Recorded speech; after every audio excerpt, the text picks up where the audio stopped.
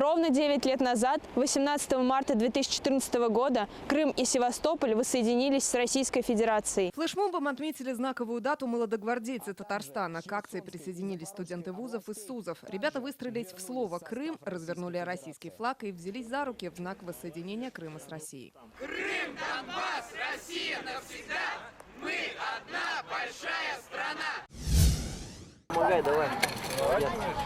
Сегодня по всей стране дан старт акции «Сад памяти». Ее цель – посадить 27 миллионов деревьев в память о 27 миллионах погибших в Великой Отечественной войне. В Татарстане к ней присоединятся в апреле, когда окончательно сойдет снег и потеплеет. Высадят больше миллиона саженцев сосен, елей и лип. В прошлом году памятную акцию поддержали 30 тысяч татарстанцев.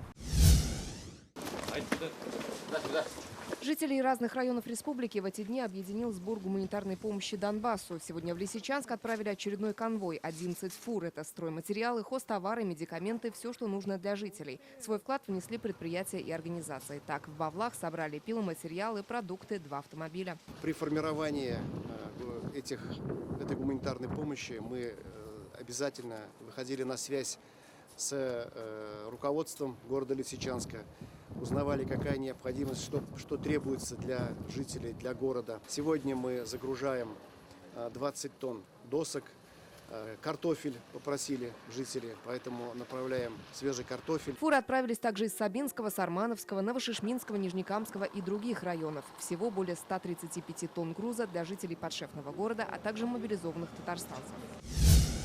В Казани сегодня открылась выставка «Герои спецоперации». Она стала продолжением экспозиции «Украина на переломах эпох». В мультимедийном парке «Россия. Моя история» появились 20 графических новелл о подвигах участников СВО. Среди них татарстанцы Дамир Исламов и Дамир Гелимханов, ставшие героями России посмертно. Выставка открылась в январе и призвана показать истоки современных событий в историческом путешествии по 10 залам и присоединение Крыма при Екатерине II, и передача полуострова Хрущевым, и воссоединение Крыма с Россией ровно 9 лет назад. Лена Зинатуллина, ТНВ, Татарстан.